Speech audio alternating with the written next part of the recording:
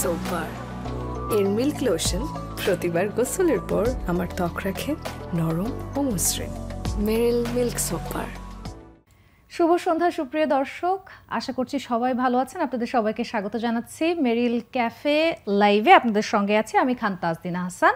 ঈদের আমেজ যেহেতু এখনও চলছে, কারণ ঈদের সিনেমাগুলো এখনও হলে চলছে, সেই উপলক্ষে একজন গেস্টকে নিয়ে এসেছি। গেস্ট সম্পর্কে একটু বলতে চাই যে মৃত মানুষকে কি কখনো কথা বলতে দেখেছেন?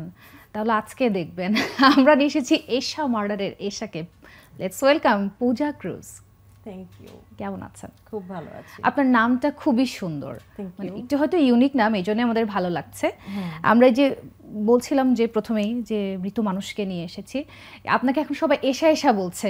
আমিও কিন্তু আজকে বলছিলাম যে এশা কখন আসবে। এটা কেমন লাগছে? আমার খুবই ভালো লাগছে যখন আসলে কেউ কোনো ক্যারেক্টার করি, আমরা যদি ওই নামেই আমাদেরকে ডাকা হয়, এটা আসলে অনেক বড় প্রাপ্তি। তো আমি এটা এখন খুব এনজয় করছি। আর এই যে নিজের নামে, মানে আপনার চরিত্রের নামেই সিনেমাটা হলো, এটা যখন জানতে পেরেছিলেন, সিনেমার গল্প যখন শুনছিলেন বা অফারটা যখন পেয়েছিলেন, তখনকার অনুভূতিটা জানতে চাই।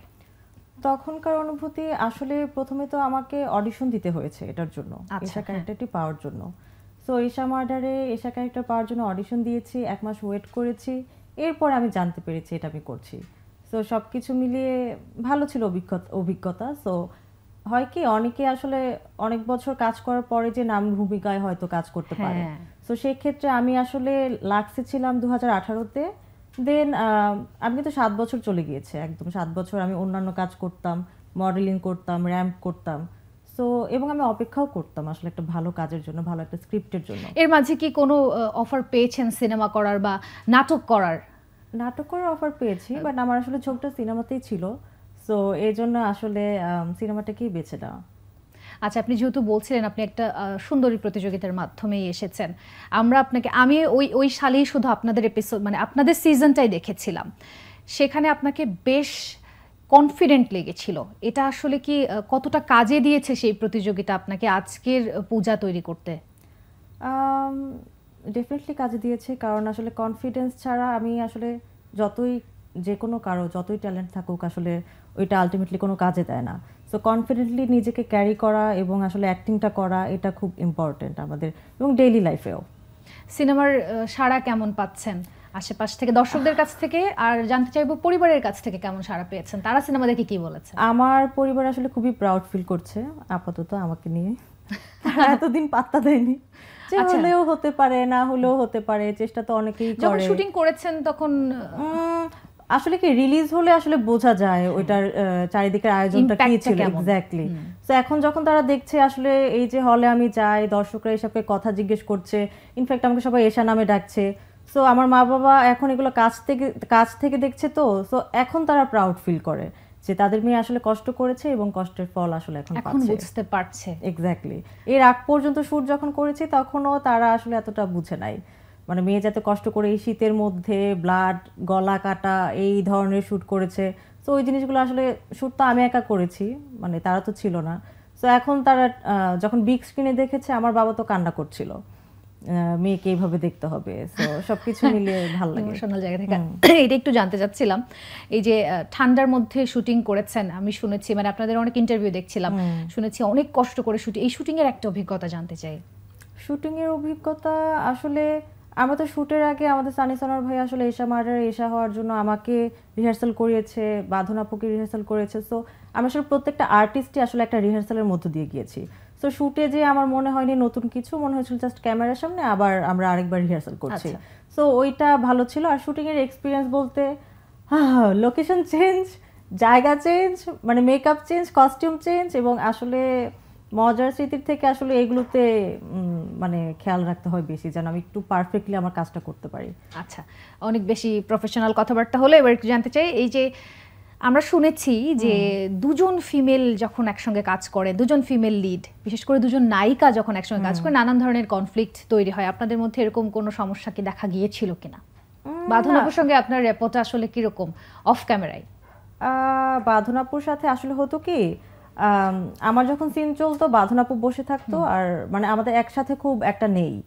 সিন নেই। সো আমার যখন শ্যুট হতো উনি বসে দেখতো আমারটা, এবং উনি যখন সিনগুলো করতো আমি বসে বসে ওনার শ্যুট দেখতাম, এবং আসলে মনিটরের সামনে বসে দেখতাম উনি কি করছে।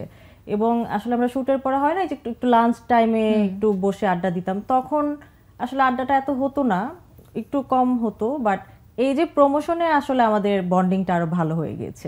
তো এটা আমি মনে করি যে প্রমোশনের সময় এটা খুব দরকার প্রত্যেকটা আর্টিস্টের মধ্যে। হ্যাঁ, সব জায়গাতে দুজনের একসঙ্গে যাওয়া হচ্ছে, ইন্টারভিউ দেওয়া হচ্ছে।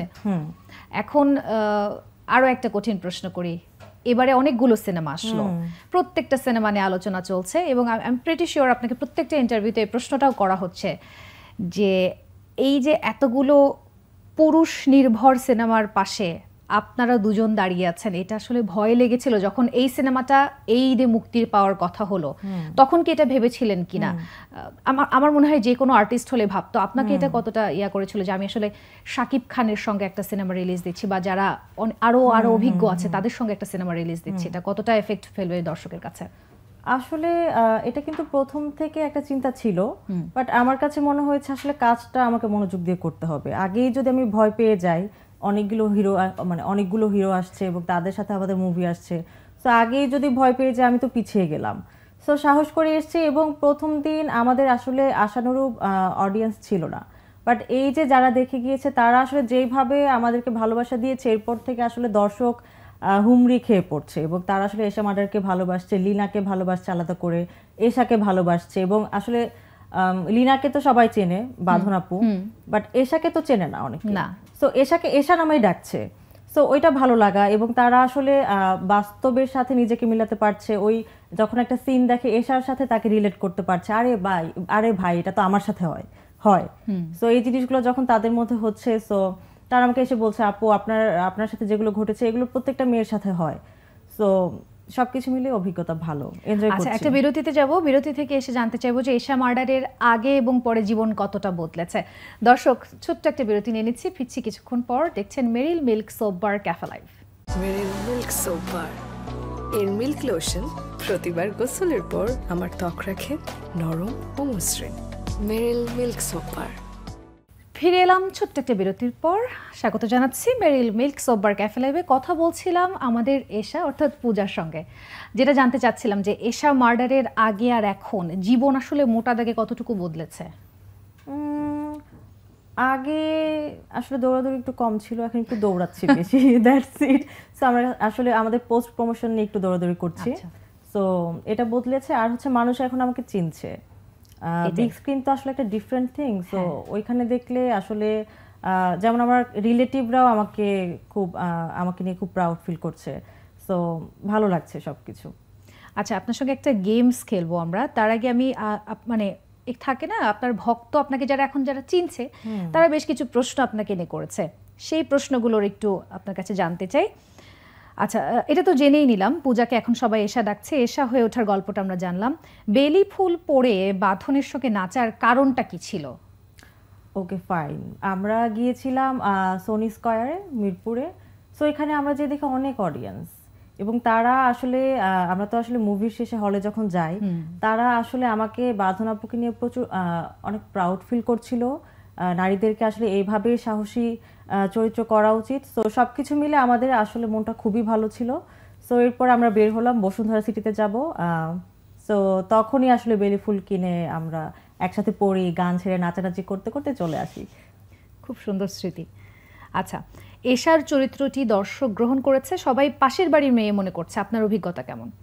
খুব ভালো, এবং আমি এটাই চাচ্ছিলাম। একদম আমার মেকআপ অনেক সে ডাউন করা হয়েছিল, এবং আমার কস্টিউম প্রত্যেকটা জিনিস আসলে আমি যতটুকু কম পারা যায়, মানে একদম যেন আমাকে সাধারণ করা যায়, এক্স্যাক্টলি একদম যেন আমাকে একটা মফস্বলের মেয়েই লাগে। সো ওইটা ট্রাই করেছিলাম আমিও, আমার মেকআপ আর্টিস্ট, আমার কস্টিউম ডিজাইনার, সবাই মিলেই। সো এই যে এখন সবাই রিলেট করতে পারছে নিজেদেরকে, বিগ স্ক্রিনে দেখে তাদের মনে হচ্ছে আরে এটা তো আমার সাথেও ঘটে। সো এখন আসলে ভালো লাগছে, এটাই গোল ছিল। এক্স্যাক্টলি। বড় পর্দায় নিজেকে দেখে অনুভূতি কেমন কাজ করেছে যখন প্রথমবার নিজেকে বড় পর্দায় দেখলেন? লজ্জা লাগছিল। তো আমি আসলে সব সময় চাইতাম, ছোট থেকেই চাইতাম আসলে বিগ স্ক্রিনেই কাজ করার, নায়িকা হওয়ার। সো ওইটা যখন আসলেই এত বছর পর পূরণ হবে, হয় না সবার তো স্বপ্ন থাকে কারোটা পূরণ হয় কারোটা হয় না। সো আমি আসলে জেদ ধরে বসেই ছিলাম এবং ফাইনালি পূরণ হয়েছে। আমার ভালো লাগছে, লজ্জা লাগছে, সবাই এসে কথা জিজ্ঞেস করছে, ছবি তুলছে, সো আই এম এনজয়িং। আচ্ছা, এবার আর আপনাকে বেশি সময় দেব না, আমাদের একটা শেষ রাউন্ড আছে 10-এ বস, র্যাপিড ফায়ার। আপনাকে ছোট্ট কথায় উত্তর দিতে হবে, দ্রুত উত্তর দিতে হবে, কোনো ডিপ্লোম্যাটিক উত্তর দেওয়া চলবে না, এড়িয়ে যাওয়া চলবে না। আচ্ছা, এটা আপনার অভিনীত কততম চলচ্চিত্র? সেকেন্ড। ওকে, প্রথম কোনটা? দামাল।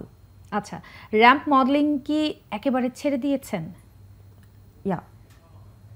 আচ্ছা, সিনেমা হলে গিয়ে কি ছবি আদৌ দেখা হয়? ইয়া, অফকোর্স, প্রত্যেকেই দেখি। এইবার ঈদে কোন কোন সিনেমা দেখেছেন? এইবার ঈদে আসলে আমারটা নিয়ে এত দৌড়াদৌড়ি হচ্ছে, সো এশা মার্ডারের বাইরে অন্যটা দেখা হয়নি। বাট হ্যাঁ, আমরা নীলচক্র দেখতে গিয়েছিলাম আমাদের টিম থেকে, এবং ওনাদের টিম থেকে আবার আমাদের এশা মার্ডার দেখতে এসেছিল। আচ্ছা, এটা হয়েছে। এরপরে কোন সিনেমা দেখতে যাবেন? তাণ্ডব দেখবো, উৎসব দেখবো। ওকে, কোন ধরনের গল্পে কাজ করতে বেশি ভালো লাগে? সব ধরনের, কারণ এখন তো আসলে একটা করে ফেলেছে এক ধরনের, পাশের বাসার একটা মেয়ে ওইটা করে ফেলেছে, সো নেক্সট টাইম আমি ট্রাই করবো একটু ডিফারেন্ট কিছু করার। ডেফিনেটলি। নাচ পারেন, গান শিখেছেন, নাচে গানে ভরপুর কমার্শিয়াল নায়িকা কবে হতে দেখবো আমরা? ওই যে ভালো স্ক্রিপ্ট পেলে, মন মতো সবকিছু হলে। এশা চরিত্রের সঙ্গে পূজার চরিত্রের কতটুকু মিল আছে? অনেকটুকু মিল আছে। পূজা যেমন স্পষ্টবাদী, সত্যবাদী, এশার মধ্যে গুণগুলো আছে। আচ্ছা, প্রিয় কাজ এশা মার্ডার নাকি দামাল? এশা মার্ডার। আনডাউটেডলি। চলচ্চিত্র নাকি ওয়েব কন্টেন্টে আপনাকে নিয়মিত দেখা যাবে? ভালো স্ক্রিপ্ট হলে এবং আমার আসলে জায়গা থাকলে অভিনয় করার, আমি আসলে দু জায়গাতেই কাজ করতে চাই, ওটিটিতেও চলচ্চিত্রেও। অভিনেত্রী, সকল মাধ্যমে কাজ করবেন। ছোটবেলায় কি হতে চেয়েছিলেন? নায়িকাই হতে চেয়েছিলাম। আচ্ছা, এই দেশে আপনার প্রিয় অভিনেত্রীকে? বাঁধনাপুর নাম বলা যাবে না। অনেকেই আসলে এক একজনের স্টাইল এক এক রকম, এক একজনের কথা বলার ধরন এক এক রকম, এবং অভিনয়টাও এক এক রকম। এটা কিন্তু একটু ডিপ্লোম্যাটিক উত্তরই হয়ে গেল। আমি আসলে এটা, আচ্ছা, আমি আরো সহজ করে দিই, আরো ছোট করে দিই। এইবার ঈদে যে সব নায়িকারা এসেছেন, তাসনিয়া ফারিন এসেছেন, সাবিলা নূর এসেছেন, জয়া হাসান এসেছেন, বাঁধন আপু এসেছেন। বাঁধন আপুকে যদি আমরা একটু সাইডে রাখি, এদেরকে নিয়ে আপনার, মন্দিরা চক্রবর্তী এসেছেন, এদের মধ্যে আপনার কাকে বেশি ভালো লাগে? সবাইকেই ভালো লাগে, এবং আমি যদি বেশি ভালো লাগে বলতে চাই, অবশ্যই জয়া আপু, জয়া হাসান। যাক, তাহলে সোজাসুজি একটা উত্তর পাওয়া গেল। আমরা শেষ পর্যায়ে চলে এসেছি। আপনাকে অনেক শুভকামনা জানতে চাই। সেই সাথে একটা ছোট্ট প্রশ্ন দিয়ে শেষ করতে চাই, আপনার পরবর্তী পরিকল্পনা মোটা দাগে পূজার, অভিনেত্রী পূজার কি? পরবর্তী বলে কোনো কিছু ভাবিনি, এবং আমি কিন্তু এশা মার্ডারের ক্ষেত্রেও সেটা ভাবিনি। আমি ভেবেছিলাম ওকে ফাইন, চাই হয়তো হবে কি হবে না। যখন ভাবলাম ওকে ফাইন, সবকিছু ছেড়ে আমি একটু চাকরি টাকরি করি, তো তখনই আসছে এটা। তো আমি আসলে কোনো প্ল্যান করতে চাই না। আমি যে আবার যখন বলবো সব ছেড়ে দিয়ে চলে যাচ্ছি, তখন হয়তো আরেকটা ভালো কাজ আসবে, ভালো স্ক্রিপ্ট আসবে, আমার ভালো লাগবে, এবং তখন কাজ করব। আনপ্ল্যান্ড জিনিস সবসময় সবথেকে বেশি সুন্দর হয়। ঠিক আছে, আপনার জন্য অনেক শুভকামনা। এশার, এবার এশা নামে চিনলাম, আশা করছি পরবর্তীতে অন্য কোনো চরিত্রের নামে আপনাকে আবার চিনব। দর্শক, গল্প করছিলাম পূজা ক্রুজের সঙ্গে। আশা করছি আপনারা ইতোমধ্যে সিনেমাটা দেখে ফেলেছেন, না দেখলে আপনার পার্শ্ববর্তী সিনেমা হলে দেখে ফেলতে পারেন। আমি আজকে এখানেই বিদায় নিচ্ছি। দেখা হচ্ছে পরবর্তী কোনো এপিসোডে। আপনি কোথাও যাবেন না, প্রথম আলোর সঙ্গেই থাকবেন।